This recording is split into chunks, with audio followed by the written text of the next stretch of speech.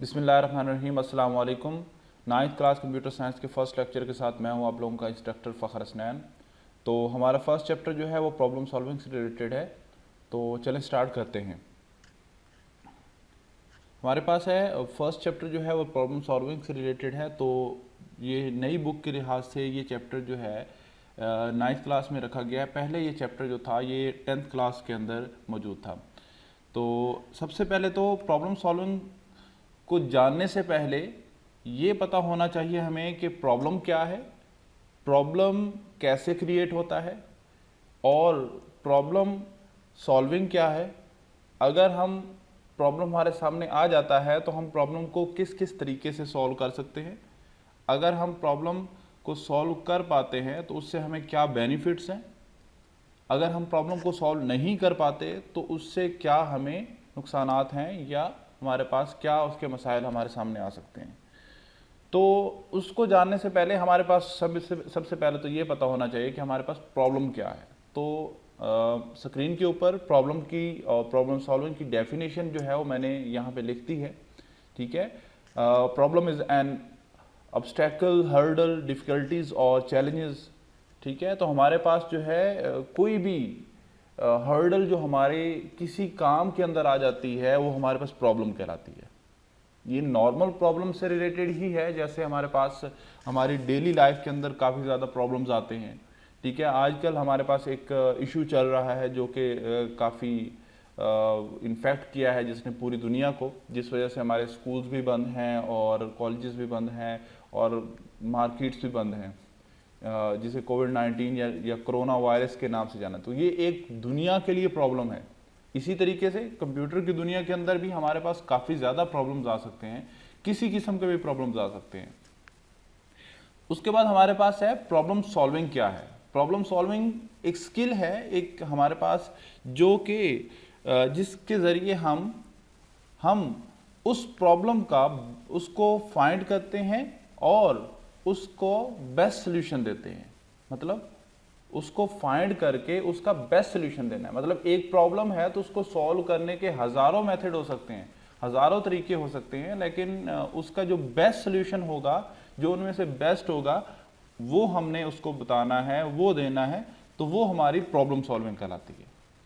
Problem solving जो है ये एक स्टेप नहीं है, इसके अंदर हमारे पास 5 स्टेप्स हैं जिनके अंदर हमारे पास ये सारी चीज़ें जो है जहाँ पे मैं ये हमारा कर्सर मौजूद है जो आप देख रहे हैं, तो हमारे पास ये सारे हमारे पास 5 स्टेप्स हैं। इन 5 स्टेप पर मुश्तमिल हमारे ये एक प्रॉब्लम सॉल्विंग का एक स्ट्रेटजी है जिसके ज़रिए हम प्रॉब्लम को फाइंड करते हैं, अंडरस्टैंड करते हैं, प्लान करते हैं और उसका बेस्ट सोल्यूशन देते हैं। तो हमारे पास ये डायरेक्टली इसको सॉल्व नहीं किया जा सकता कि हम ये कहें कि हमारे पास प्रॉब्लम जो है वो हमारे पास आ गया है और उसको हमने ईजिली उसको हम सॉल्व कर सकते हैं। ठीक है, तो हमारे पास हम चलते हैं, हमारे पास जो है इसकी प्रॉब्लम सॉल्विंग की जो डेफिनेशन लिखी हुई है वो हमारे पास है। Problem solving is a skill which can be developed by following a well organised approach. Programming is also a problem solving activity. मतलब कि हमारे पास क्या है कि हमारे पास ऐसे स्किल्स हों जो जिनके ज़रिए हम अपने आने वाले किसी भी प्रॉब्लम को अंडरस्टैंड करके उसका बेस्ट सोल्यूशन दे सकें, वो हमारी प्रॉब्लम सॉल्विंग के अंदर। और उसके अंदर हमारे पास जो हम कंप्यूटर की लैंग्वेज अगर देखें तो उसमें हमारे पास जो प्रोग्रामिंग लैंग्वेज होती है वो हमारे पास प्रॉब्लम सॉल्विंग कहलाती है। वो प्रॉब्लम सॉल्विंग के अंदर एक बहुत अच्छा किरदार अदा करती है। ठीक है, तो हमारे पास जो है प्रॉब्लम सॉल्विंग के 5 स्टेप्स हैं, जिसमें हमारे पास सबसे पहला जो स्टेप है वो हमारे पास है defining a problem. Second step जो हमारे पास है वो हमारे पास है understanding a problem. Third one हमारे पास जो है वो हमारे पास है planning a solution. And fourth one हमारे पास है defining candidate solution. And last one जो है सिलेक्टिंग द बेस्ट सॉल्यूशन। ठीक है, तो हम वन बाय वन हर एक पॉइंट को डिस्कस करेंगे, हर एक स्ट्रेटजी के पॉइंट को डिस्कस करते हैं। ठीक है, तो सबसे पहले चलते हैं, हमारे पास है defining a problem. Defining a problem क्या है? ये हमारे पास एक इनिशियल स्टेज है। ठीक है, ये एक इनिशियल स्टेज है जो कि यूज की जाती है कि हम अपने प्रॉब्लम को जांच सकें, उसको पहचान सकें। ठीक है, डिफाइनिंग अ प्रॉब्लम को हम क्लियर कह सकते हैं, क्लियर करना, कोई बात है मेरे, हम नॉर्मल रूटीन में भी ये वर्ड यूज करते हैं कि मेरे साथ ये बात क्लियर करो, ठीक है। तो क्लियर करने का मतलब ये है, ये आप लोग एग्जाम में बैठते हैं तो वहां पे आप लोगों के सामने काफी ज्यादा क्वेश्चंस होते हैं जहां पे लिखा होता है डिफाइन समथिंग, ठीक है। कोई भी एक चीज होती है उसको डिफाइन करना, मतलब एक्सप्लेन करना। तो ये वाला डिफाइन जो है ये भी उस डिफाइन से मिलता जुलता ही है, ठीक है। डिफाइन अ प्रॉब्लम मतलब एक्सप्लेन करें, इसको जांचें, उसको क्लियर करें कि प्रॉब्लम है क्या।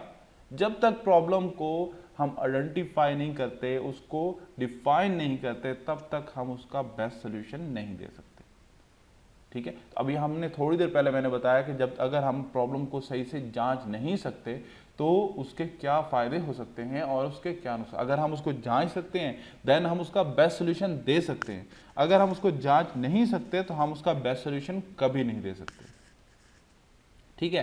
तो defining a problem is initial stage of problem solving. A well defined problem is the one that does not contain any difficulties, ठीक है। कि हमारे पास जो होगा, जो वेल ऑर्गेनाइज प्रॉब्लम सॉल्विंग होगी, जो उसके अंदर हम डिफाइन हम उसको अच्छे तरीके से कर लेंगे, जिस प्रॉब्लम सॉल्विंग के अंदर हम अपने प्रॉब्लम को अच्छे तरीके से क्लियर करके जांच लेते हैं, उसको एक्सप्लेन कर लेते हैं, उसको समझ लेते हैं, उसका हम बेस्ट सोल्यूशन जो है वो इजीली दे सकते हैं। अच्छा, इसके अंदर हमारे पास ना 3 स्टेप्स हैं, ठीक है, जिसमें हमारे पास है clear goal, clear condition, not impossible या नो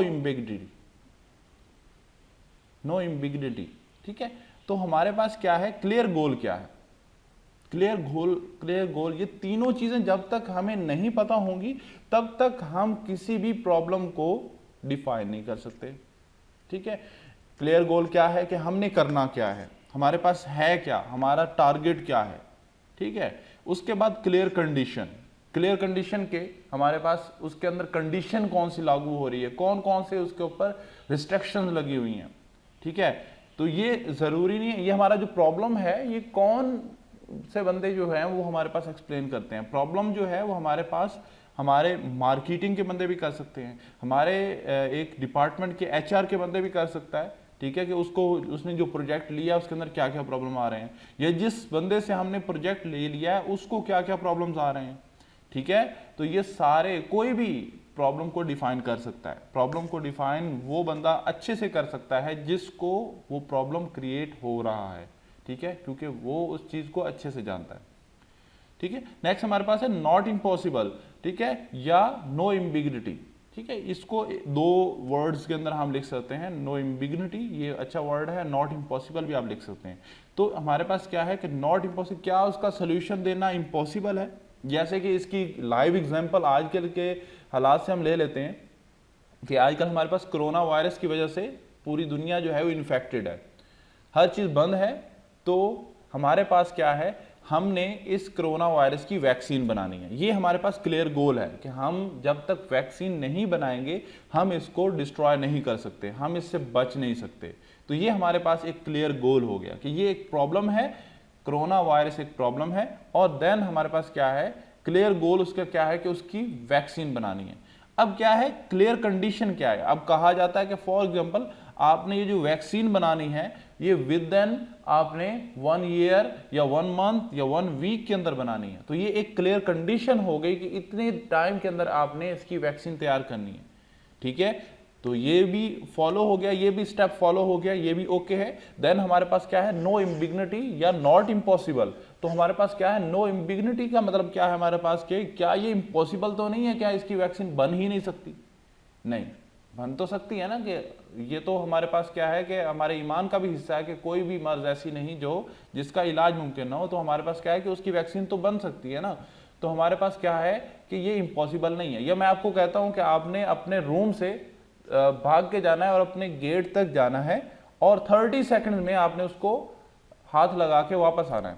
देन आपके जहन में क्या है कि आपका गोल क्या है, आपने अपने गेट को, जो मेन गेट है उसको आपने हाथ लगाना है। और उसके बाद क्लियर कंडीशन क्या लगाई है मैंने, 30 सेकंड्स। 30 सेकंड्स के अंदर आपने वहां से भागना है और वहां पे पहुंचना है और फिर वापस आना है, ठीक है। उसके बाद लास्ट स्टेप जो है ये मोस्ट इंपॉर्टेंट है, ठीक है, कि हमारे पास नो इम्बिग्निटी मतलब कि हमारे पास क्या है कि क्या ये इम्पॉसिबल तो नहीं है कि इतना बड़ा घर तो नहीं है कि 30 सेकंड में आप पहुंच ही नहीं सकते वहां पे।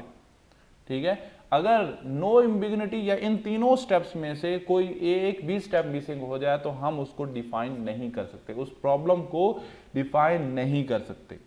ठीक हो गया। अब हमारे पास यहां पे मैंने एक साइंटिस्ट, जो मशहूर तरीन साइंटिस्ट हमारे पास है एल्बर्ट आइंस्टाइन, उनकी एक पिक दी हुई है कि हमारे पास एक जहन में क्वेश्चन आता है, हमारे जहन में एक बात आती है कि क्या ये डिफाइनिंग अ प्रॉब्लम को सर इतनी टाइम से एक्सप्लेन किए जा रहे हैं, इतनी टाइम से यही चीज़ एक्सप्लेन किए जा रहे हैं, अगले स्टेप्स पे जा ही नहीं रहे, क्यों? ये क्या ये टॉपिक इतना ज़्यादा इंपॉर्टेंट है? क्या डिफाइनिंग अ प्रॉब्लम इतनी ज़्यादा इंपॉर्टेंट हो गई है?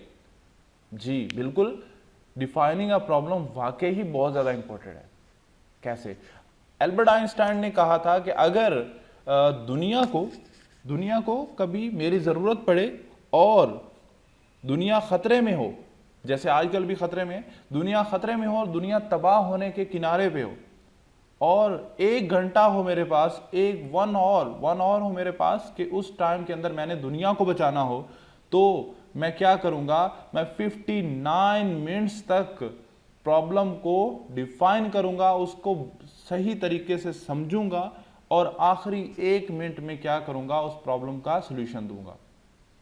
ठीक है, हमारा मसला ही यही होता है, मोस्टली हमारे साथ यही प्रॉब्लम चल रहा है, हमारे साथ नहीं हर बंदे के साथ यही प्रॉब्लम चलता है कि हम क्या करते हैं, हम 1 मिनट में प्रॉब्लम को डिफाइन करते हैं और 59 मिनट्स लगा के उसको सॉल्व करने में लगा देते हैं और फिर सारी लाइफ लगा देते हैं उस प्रॉब्लम को दोबारा से सॉल्व करने के। तो ये रॉन्ग है, यही रॉन्ग है। ठीक है, जैसे हमारे पास क्या है कि अगर हम उस प्रॉब्लम को सही से आइडेंटिफाई नहीं कर पाते, देन क्या है कि हम उसका बेस्ट सोल्यूशन नहीं दे सकते। जब तक हम आइडेंटिफाई, तो एल्बर्ट आइंस्टाइन ने भी यही कहा कि 59 मिनट्स में उसको डिफाइन करूंगा, उसको अंडरस्टैंड करूंगा कि प्रॉब्लम क्यों हो रहा है, किस वजह से है।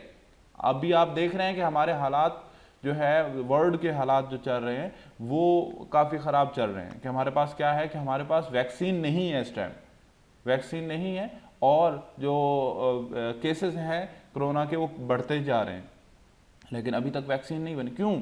हमारे साइंटिस्ट जो हैं, हमारे रिसर्चर जो हैं, वो उस चीज़ को डिफाइन कर रहे हैं, उस प्रॉब्लम को आइडेंटिफाई कर रहे हैं कि ये पैदा क्यों हो रहा है।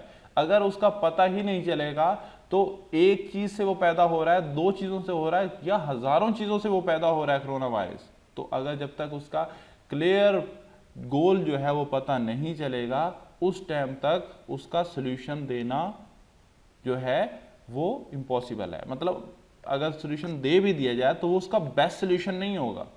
ठीक है, मतलब वो प्रॉब्लम एक दफ़ा ख़त्म हो जाएगी, बाद में फिर क्रिएट हो जाएगी।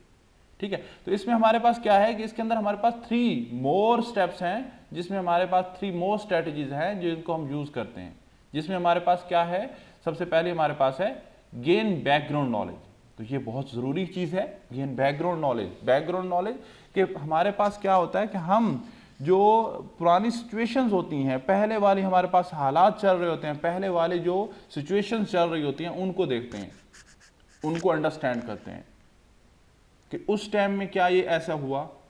जैसे हमारे पास ये हमें पता ही ना हो कि ये वायरस जो है वो कहाँ से फैला, या हमें ये पता ही ना हो कि ये प्रॉब्लम कहाँ से क्रिएट हो रहा है, क्या पहले भी ये प्रॉब्लम आ रहा था। ठीक है, एक हमारे पास इंपोर्टेड सा प्रॉब्लम आता है कंप्यूटर के अंदर कि हमारे स्क्रीन के ऊपर ब्लू स्क्रीन एरर आ जाता है, हमारी जो ऑपरेटिंग सिस्टम होता है वो बंद हो जाता है, सिस्टम के अंदर ब्लू स्क्रीन एरर आ जाता है।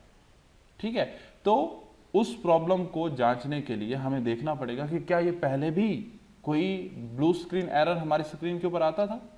ठीक है, तो गेन बैकग्राउंड नॉलेज का मतलब ये है कि हम उसके पुराने हक़ाइक़ जो हैं या उनके पुराने जो चीज़ें हैं, पुरानी सिचुएशंस, पुरानी सर्कमस्टांसेस को हम इकट्ठा करते हैं और देखते हैं कि क्या ये पहले भी ऐसे हैपन होता था या ये नहीं होता था। नेक्स्ट वन जो हमारे पास है वो हमारे पास यूज गैसेस, ये बहुत इंपॉर्टेंट है। हम गैस करते हैं, हम गैस करके जो है वो ये पता लगाते हैं कि ये प्रॉब्लम क्या है, किस वजह से हुआ और इसका क्या सोल्यूशन हो सकता है।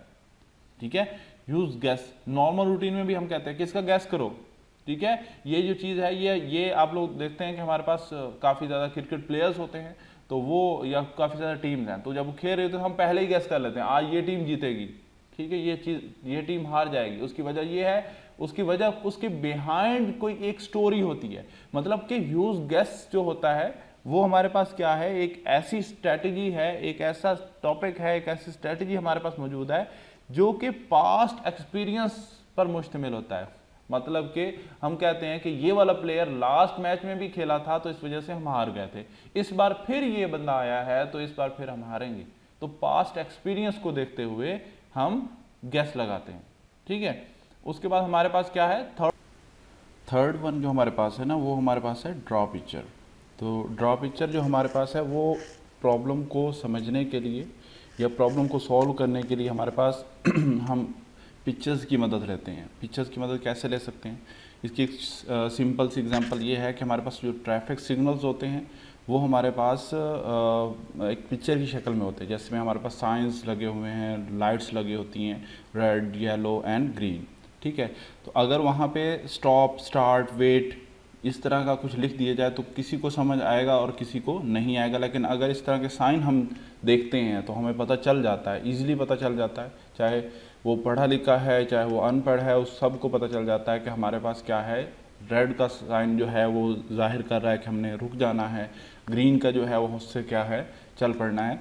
इस तरीके से जब हम किसी जगह से गुजर रहे होते हैं, किसी ऑयल के टैंकर के पास से गुजरते हैं, तो वहाँ पर भी हमारे पास वहाँ पे देखेंगे स्केलेटन बनी होती है, खोपड़ी बनी होती है, उसके ऊपर क्रॉस लगा होता है। वो हमें पता चल जाता है, किसी भी अननोन पर्सन को, किसी भी बंदे को पता चल जाता है कि इसका मतलब ये है कि ये इस चीज़ से दूर रहना है ताकि ये ख़तरे की अलामत है। तो पिक्चर्स के ज़रिए भी हम इजीली इन चीज़ों को समझा सकते हैं कि हमारे पास क्या है, कि प्रॉब्लम क्या है और उसको सॉल्व कैसे करना है। और इसको यह डिफ़ाइन करने के लिए, ख़ासतौर तौर पे प्रॉब्लम को डिफ़ाइन करने के, लोगों को समझाने के लिए या समझने के लिए हम पिक्चर्स की मदद लेते हैं, ठीक है। तो ये हमारे पास था डिफ़ाइनिंग अ प्रॉब्लम, ठीक है। नेक्स्ट स्टेप जो हमारे पास होगा वो उसको हम नेक्स्ट लेक्चर में एक्सप्लेन करेंगे, जिसमें हमारे पास अंडरस्टैंडिंग ऑफ प्रॉब्लम है। तो उम्मीद करता हूँ हर एक बच्चे को समझ आ गई होगी इन टॉपिक्स की, इस टॉपिक की, इन पॉइंट्स की, ठीक है। तो अगर कोई मसला है, इस रिलेटेड कोई भी क्वेश्चन है तो आप लोग व्हाट्सएप नंबर पे या फिर रब्ता कर सकते हैं और पूछ सकते हैं। Thank you.